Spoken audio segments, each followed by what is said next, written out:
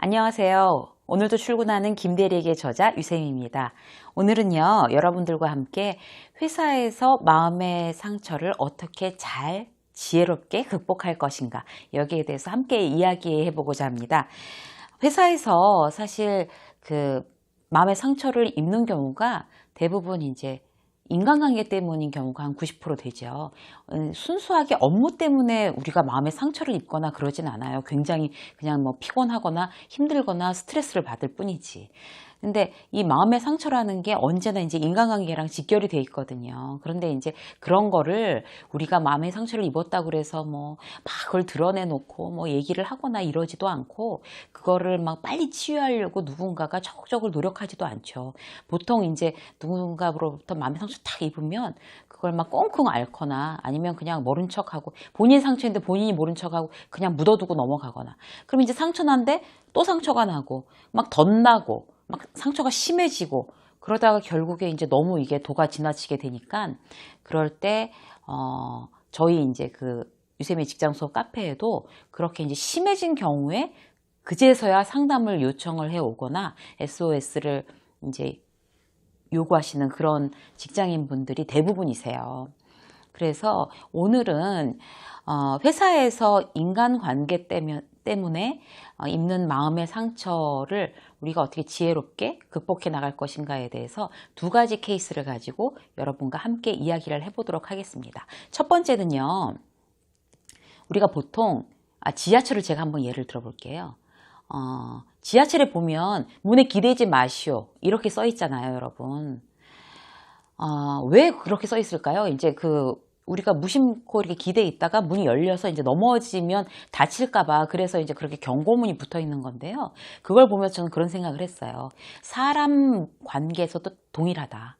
그러니까 왜냐하면 사람한테 너무 그렇게 전면적으로 완전히 그렇게 힘들다고 완전히 의지하고 이렇게 있을 경우에는 우리가 문이 열려서 넘어지는 것처럼 그 사람이 어떤 상황이 생겼을 때 피하게 되면은 그대로 넘어질 수밖에 없거든요. 실제로 인간관계에서도 기대지 마시오 라는 게 굉장히 중요한 것 같아요. 그래서 첫 번째는 인간관계에 지나치게 누구를 의존하지 않는다, 100% 의존하지 않는다가 우리가 그 마음의 상처를 입지 않는 굉장히 큰 어떤 방어 전략이라고 생각이 됩니다.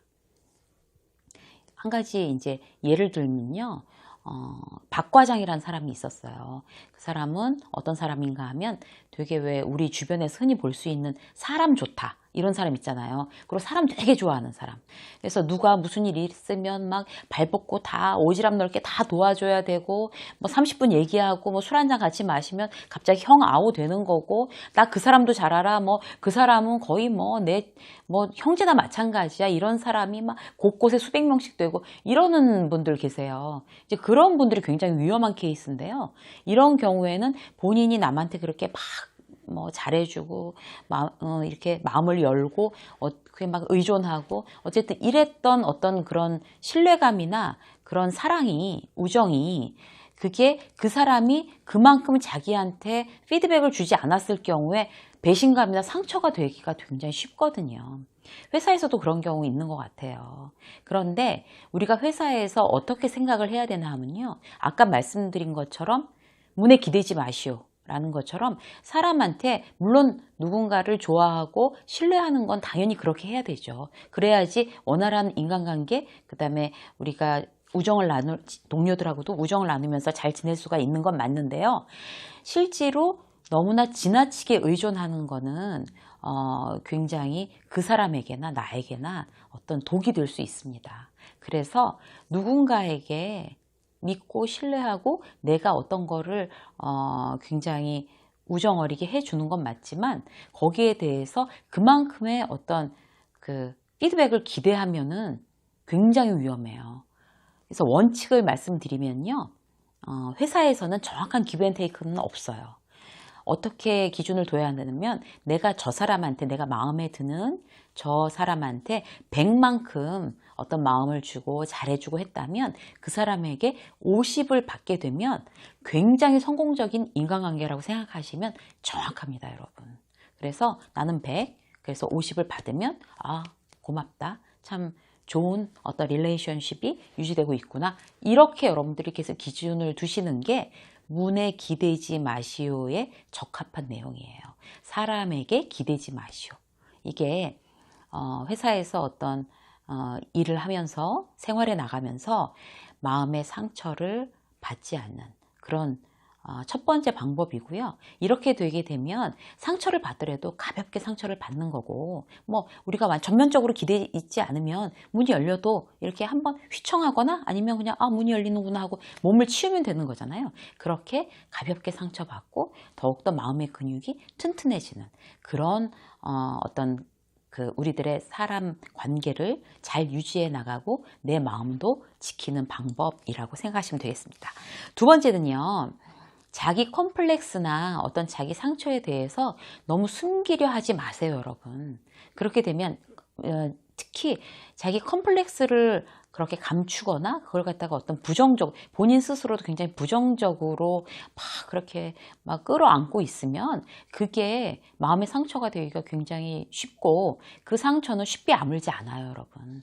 그렇게 가려두면 아물지 않는다는 거죠. 그래서 한 가지 예를 들면요. 유세미의 직장 수업 카페를 통해서 저한테 컨설팅을 하신 분이 계시는데요. 그분의 경우는 이제 왜 저희 카페 쪽으로 오시게 됐나 하면, 본인이 30대 남자분인데, 그분은 자기가 굉장히 어떤 여성적인 외모를 갖고 있다는 거에 대해서 엄청나게 컴플렉스를 갖고 계셨어요. 그러니까 일단 키도 작고, 그 다음에 이렇게 되게 마르고 하얗고, 막 손도 막 되게 이렇게 여자 같고, 막 발도 작고, 목소리조차 가늘어요. 그래서 회사에서 특히 직속 팀장으로 계시는 분이 그렇게 말끝마다 누구는 뭐 여자 아니냐는 둥, 뭐 여자 같다는 둥. 근데 이게 왜 우리가 좋은 소리도 사실 한두 번이잖아요. 이분은 그걸로 해서 이제 굉장히 컴플렉스를 갖고 있는 사람한테 계속 여자 같다고 놀려댄 거예요. 팀장도 그렇고 뭐 주변 사람들도 그렇고. 그러니까 이분 점점 위축돼가지고 이제 이거를 갖다가 어떻게 좀 잘 극복해 보려고 세상에 킥복싱도 배웠었대요. 그런데 이게 뭐 적성이 안 맞는 게 그분이 즐겁겠어요? 그래서 막 더 스트레스 받고, 막 하기 싫은 거 억지로 하다가 뭐 더 스트레스 받고, 뭐 또 막 좀 터프하게 보이려고 막 그러다가 거의 비웃음을 사고 막 이러니까 본인이 더 위축되고, 막 이런 안타까운 일이 생긴 거죠. 그런데 이제 그분하고 제가 이제 면담을 했을 때 제가 뭐라고 말씀을 드렸냐면, 그분이 이제 조 과장이란 분이었거든요. 자, 조 과장님은 본인의 장점이 뭐라고 생각을 하세요? 제가 지금 조 과장님하고 얘기를 해서 느끼기에는 이런 것들이 장점이 있습니다. 그거를 더욱더 어필하는 쪽으로 우리 전략을 세웁시다. 이렇게 얘기를 했어요. 그분의 장점이 뭐냐 하면요. 그분이 갖고 있는 그 컴플렉스, 여자 같다는 그 점이었어요. 모든 여자들이 그렇지는 않아요. 그러나 어떤 여자 같은 여자적인 어떤 성향의 디테일하고 섬세하고 이런 부분이 사실 보편적이잖아요. 이분은 굉장히 섬세하고 굉장히 디테일하고 그 다음에 패션 감각이 굉장히 있는 분이에요. 근데 이제 여자 같다는 소리가 듣기 싫어서 막 본인이 좋아하는 대로 입지도 못하고 그냥 뭐 감색 양복에 그냥 뭐 무슨 감색 넥타이 그냥 뭐 파란색 와이셔츠 뭐 이런 것만 입고 다닌 거예요. 그래서 제가 말씀을 드렸어요. 본인이 좋아하는 거, 본인의 장점을 한번 최대한 살려보자. 그래갖고 원하는 거 하세요. 좋아하는 거 하세요. 그래서 이제 그분이 용기를 내기 시작했어요. 그래서 막 핑크색 어떤 가디건도 입고요. 그 다음에 그 넥타이 대신 뭐 스카프도 하고, 그 다음에 뭐 반지도 끼고, 귀걸이도 하고, 막 이렇게 해서 막 본인이 아주 멋지게 패셔너블하게 이렇게 이제 옷차림을 하게 된 거예요. 그러니까 거의 뭐 회사에서 뭐 알아주는 패셔니스타가 되는 거죠. 점점 더. 그래서 처음에는 이제 본인을 막 여자 같다고 놀려대고 막 이래서 그런 거에 대해서 굉장히 움츠려 드렸었는데 그거를 다 극복을 하고 자기가 막 멋지게 예쁘게 그렇게 외모를 가꾸면서 또 하나는 뭔가 하면 본인의 업무 자체가 이제 이 디자인 업무니까 사실 얼마나 더 잘해낼 수 있잖아요. 정말 아주 이렇게 섬세한 거, 디테일한 부분까지 제가 이제 본인의 강점을 어필할 수 있도록 최선을 다하라고 말씀을 드렸거든요. 그래서 그런 업무에서조차 이렇게 하면 너무 뭐 이렇게 남자가 참 쫀쫀하게 뭐 이렇게 한다고 생각하지 않을까? 이런 걸로 글쎄 말도 안 되게 일부러 그런 자기의 장점을 드러내지 않았었다는 거예요. 정말 안타깝죠, 여러분. 그래서 그분이 이제 어떤 정말 누구보다도 더 섬세하고 디테일하게 아주 그런 그 디자인 업무를 아주 열심히 더해서 자기를 어필하기 시작했어요. 그러니까 외모로 벌써 그렇죠? 그 다음에 업무로 그렇죠? 이분은 너무 멋진 사람이 스스로 멋진 사람인데 그걸 드러내지 못했던 거예요. 일이 이제 이렇게 되다 보니까 이제는 뭐 여자 같다고 놀리는 거 그런 게 없어지고 굉장히 근사하고 멋지다는 찬사를 인정을 받기 시작하게 됐어요. 그러다 보니까 이 조 과장이란 분은 실제로 점점 더 자신감이 붙고 또 자기가 원하는 그런 외모와 또 원하는 일을 최선을 다하다 보니까 일이 즐거워지고 행복해지게 된 거죠.